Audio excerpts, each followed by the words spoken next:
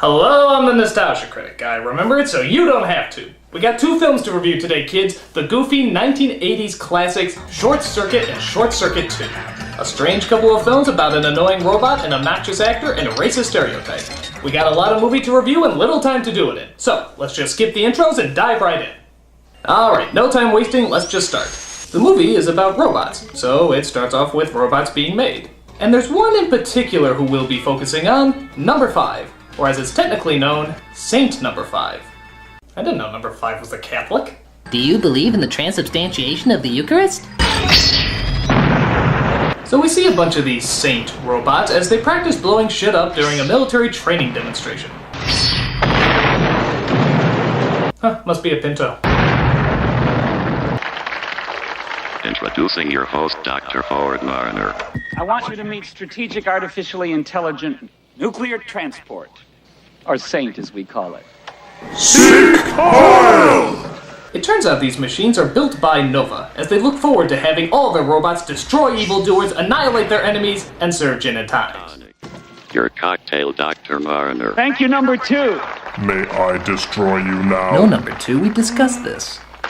If the question is survival, then SAINT is the answer. It is, quite simply, the most sophisticated robot on planet Earth. Yes, but can it love? So you might be wondering just who made these Wallies of Death anyway?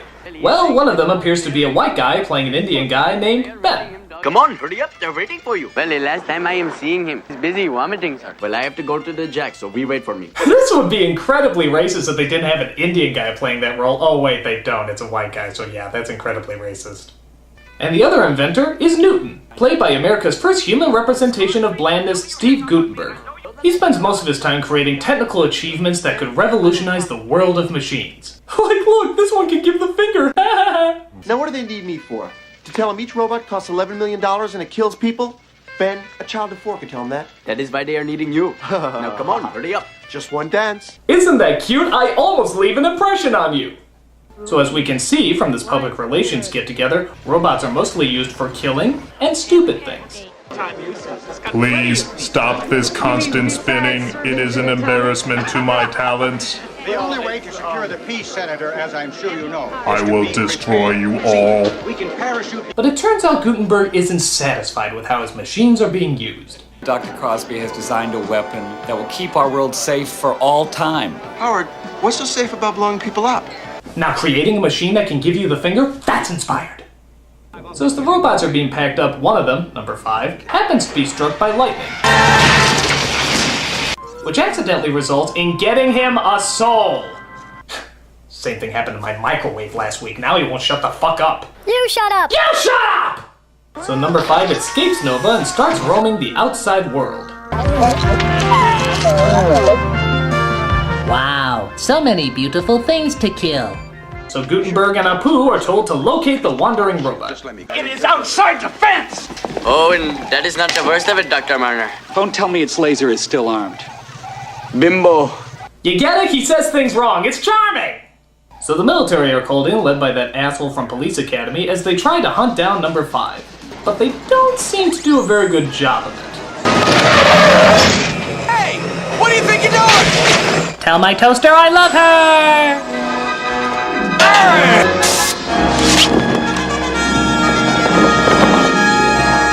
The hell is this guy, James Bott?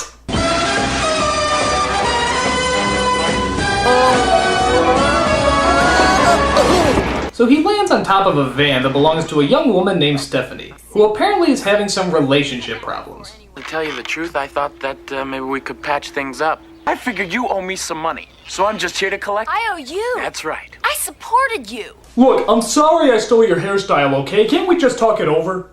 Number 5 observes the hot female while Gutenberg and Haji are told to find the machine and bring him back. We're on our way, Howard, to the great outdoors. Newton, you know what is out there in the great outdoors?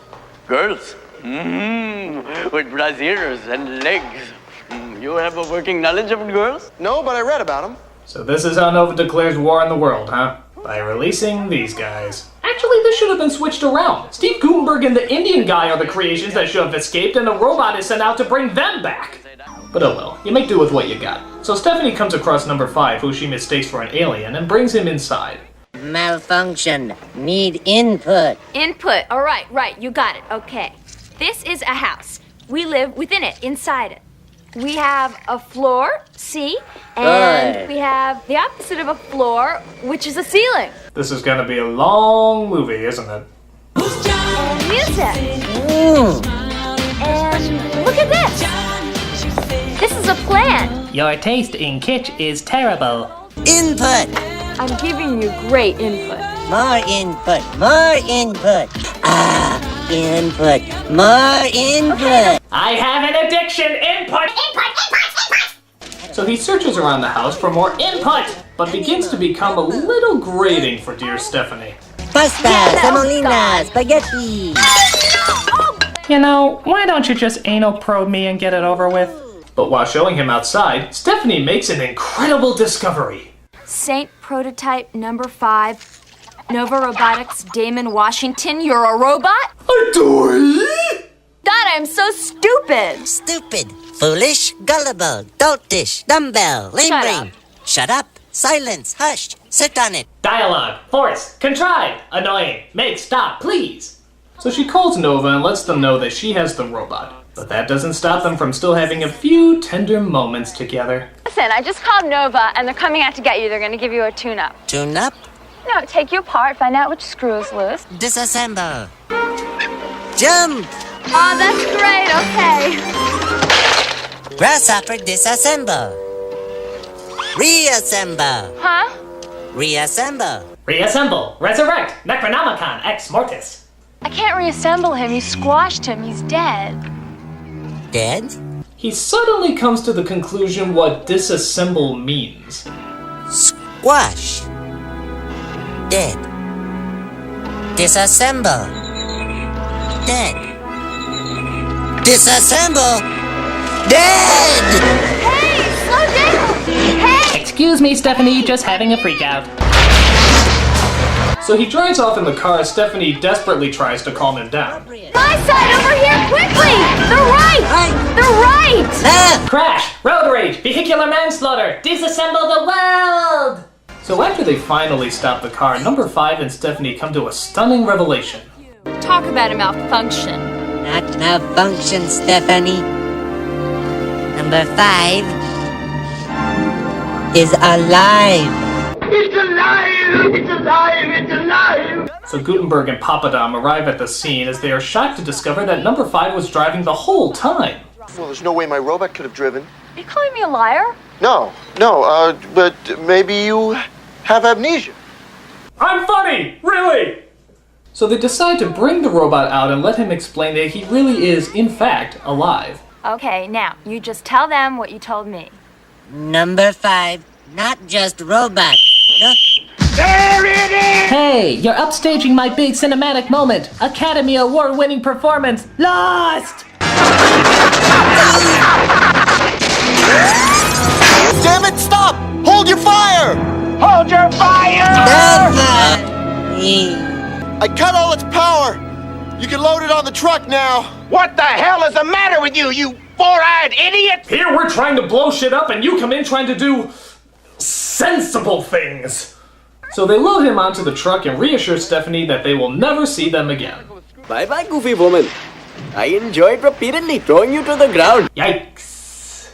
So they drive number 5 away when suddenly... Well, wait a minute, how the hell does this work? He wakes back up? I thought they cut all his power. Number 5 is alive. Well, yeah, but technically there's no way he can actually come back to life. Number 5 is alive. Yeah, but even if you kill a guy, he can't come back from the dead. Number 5 is alive. Alright, fine, number 5 is alive. Number 5. Shut up! So he gets out his weapons and threatens the 2 drivers to get out of the car or he'll blow them to smithereens. The 2 of them wait on the roadside when Gutenberg comes up and approaches them later. Hi, honey. What is for dinner? Racist Indian guy will be right back. So, as you would guess, number 5 makes it back to Stephanie's place at a rather awkward moment. Stephanie, change color.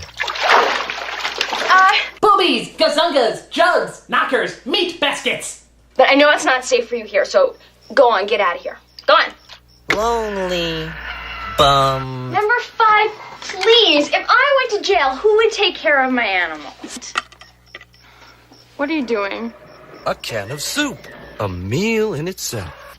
All right. You can stay, but just for tonight. I guess you had me at soup. As the two of them hang out more, they discover they have quite an intimate relationship together. Hey, you know what? You're not a bad dancer. Dancing fool.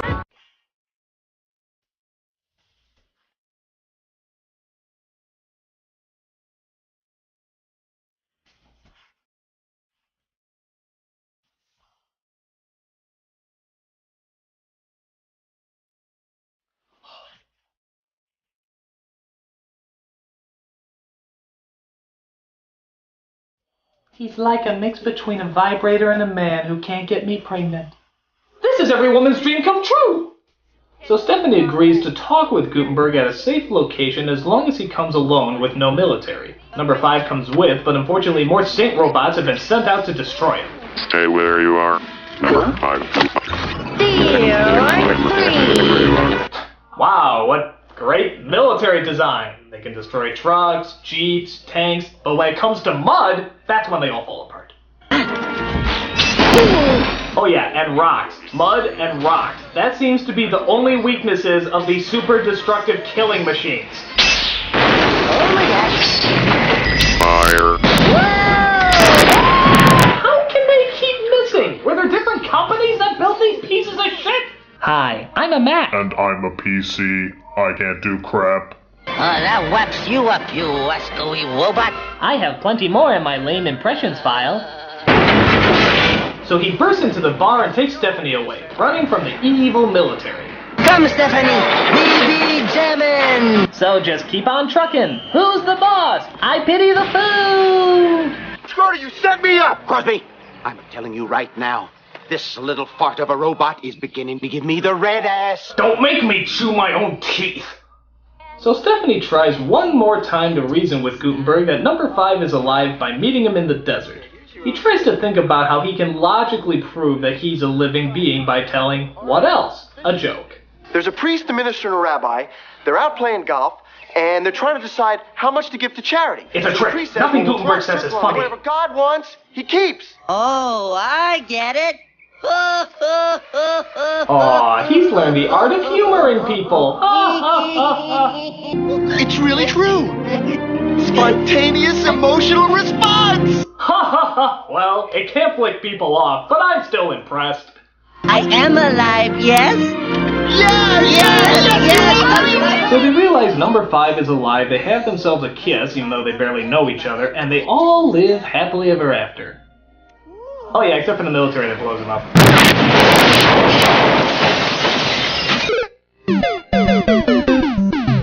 Number 5! So, yeah, that's kind of a downer. They just kill him when they find out he's alive. Oh, the irony.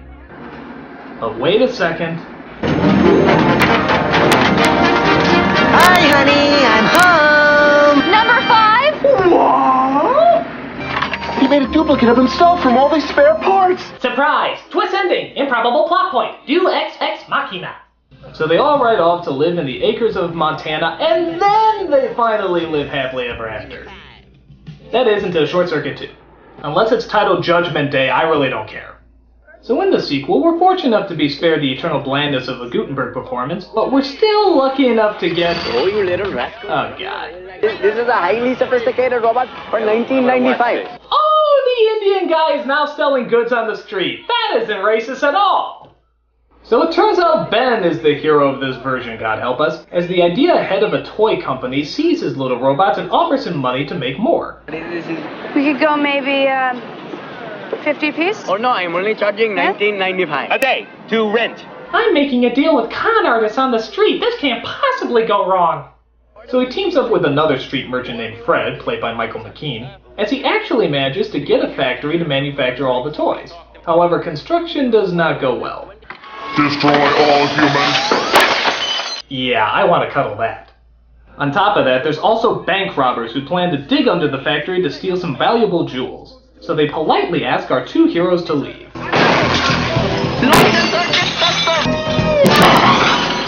in the nicest way a crowbar can ask. So, with everything destroyed, how can they rebuild the toys? Well, their solution comes a knocking at the door. Had enough deliveries for one day, pal. Stand back, I have a leg and half a vagina. It's a package, and what should be in the package but... Hello, bozos! Catchphrase spewing robots!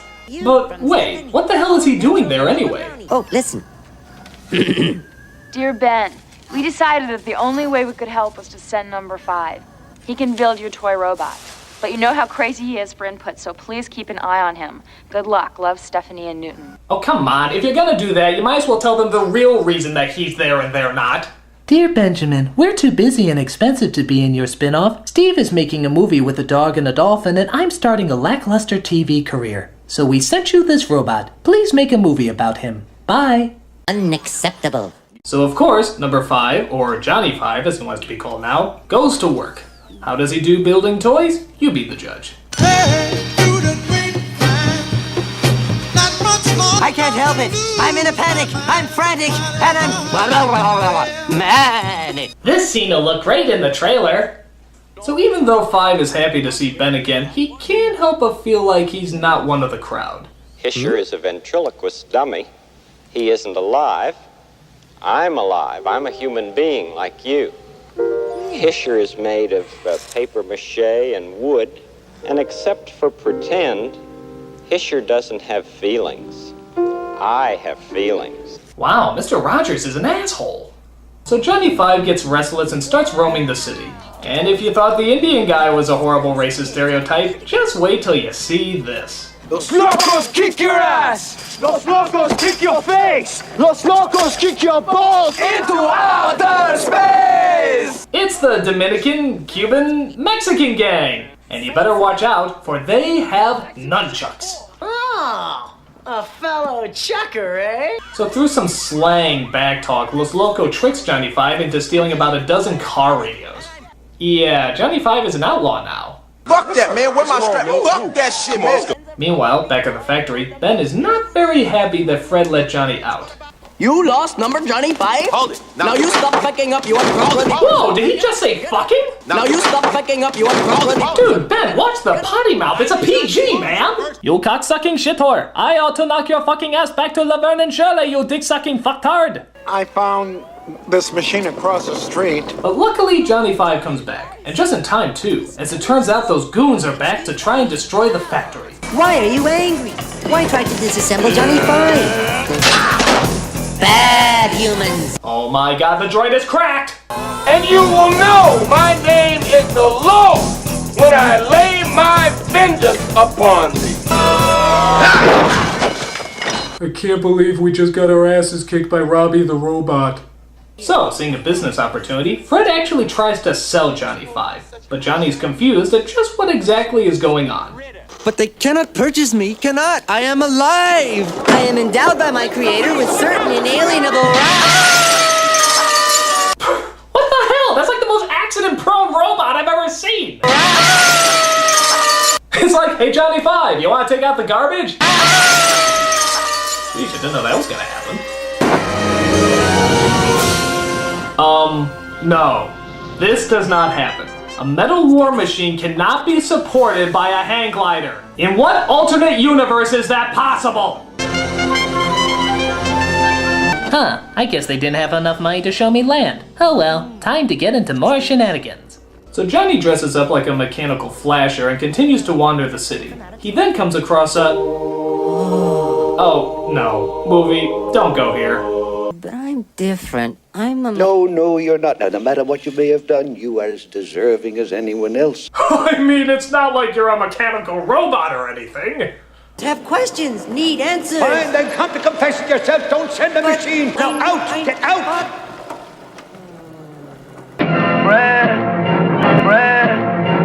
So believe it or not, Johnny 5 actually gets arrested and put in jail. Just for the crime of living. All right. Oh. This is your last chance. I need an adult! Ben comes around to claim him, but Johnny 5 still feels like he's insignificant. Johnny 5, you should become accustomed to this feeling, cause this is the way life is being usually. Since I am leaving India, I too am having much... Wait a minute. You're from India? So Ben explains that he actually has a crush on the woman who's selling their toys, and he too feels the loneliness that Johnny Five is going through. I can help you. Oh, no. I am completely unhelpable. I cannot be a fast-talking, socially type person. But in the bookstore, I scan many megabytes on male-female relationships. I could give you input. I have a lame 80s sitcom solution. So Johnny Five decides to give Ben some advice from a mechanical sign while Ben goes on a date with Sandy. But obstacles seem to keep getting in the way. And all the guys I ever met were exactly the same way. To talking about themselves. I don't get it at all. Okay, God, you're the boss. But their cover is blown as Ben confesses to Sandy what he was doing the whole time. You mean you've had someone prompting you? Yes. So that's what's been going on. You've been trying so hard. Ben, the expense alone. It's really sweet. That's the creepiest thing I've ever heard in my life. You're charming! So Sandy likes this strange stalker moment and decides to give Ben a chance. The date was such a success. We talked. We danced. We drank champagne. We did page 37 of the Kama Sutra. But the bad guys are back as they kidnap Ben and Fred and lock them in a Chinese restaurant. Johnny Five is distracted as their leader, named Oscar, convinces Johnny Five to dig through the factory and into the vault. Johnny's in the tunnel with Oscar. Number 5 is a moron. Meanwhile, through a really complicated series of explanations, Ben can only contact Sandy through phone bleeps. Not only does Sandy figure out that it's Ben, but she actually realizes he's in trouble, follows the songs that he's playing through the bleeps, and interprets them as directions. This woman's a toy maker? She should be a fucking CSI! So Johnny Five breaks in and gets the jewels for Oscar. Afraid the robot might tell somebody, I guess, Oscar chases him down and tries to destroy him. Johnny Five gets the drop on Oscar and tries to figure out why he's been had.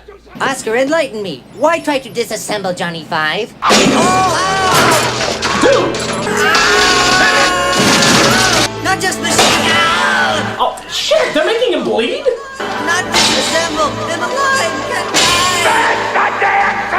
No, please. I'm alive. No, stop. No, do not kill me.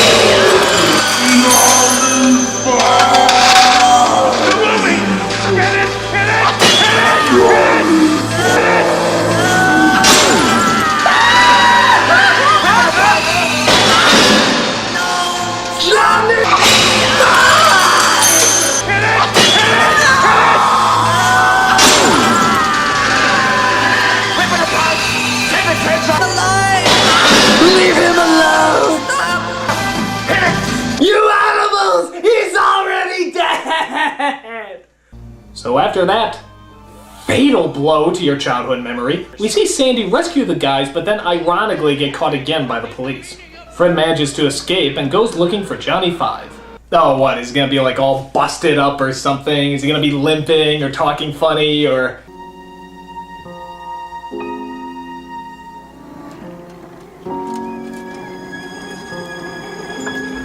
Shit.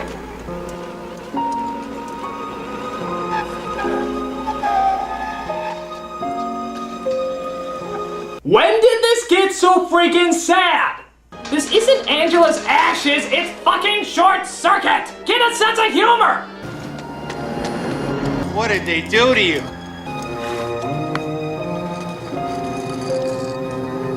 Oh good, maybe he'll write something uplifting like Still Alive or Hopeful or... Oh God! What the hell is wrong with this movie? Did the film just go off its meds or something? I mean, lighten up! So Fred actually does a fairly decent job getting number 5 back together. Even though his lifespan seems to be dwindling, Johnny Five decides it's time to strike back. They took away his toys. They used him as a pawn. They beat him, and they left him for dead. Now, rebuilt, recharged, and incredibly pissed off, Johnny number 5 is ready to kick some flappy white ass. Johnny number 5 in I, Robot, You Dead. No more Mr. Nice Bot. It's all or nothing. What do you think you're gonna do? Pursue, capture, incarcerate. Nothing can stop him. Nothing would dare. You're never gonna find them. They're long gone. Find them, I will. He is leaking. He will run out of power and he will die. He doesn't need battery fluid. Vengeance is his fuel. Let's party. I, Robot, you dead. Now play. Currently. So after Johnny Five takes care of the two goons, he sees that Oscar is getting away. But he decides to head him off at the pass. And by the way, I'm not playing that music. That's really what they play at this. No, Oscar. No! Oscar, you will not get away. Never has a battle between a mechanical death machine and a frumpy old fat man seemed so epic. What are you? Punishment from God? God is not here. There is only... So it appears Johnny Five is dying. Oh no! What's the only solution to bring him back? Shock the hell out of his crotch. That'll wake him up. Johnny Five? Johnny Five?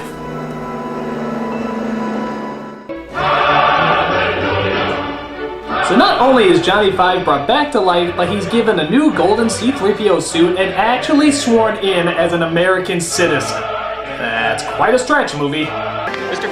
Five, tell us how you feel. How do I feel? Say it with him now. I feel alive! Alive!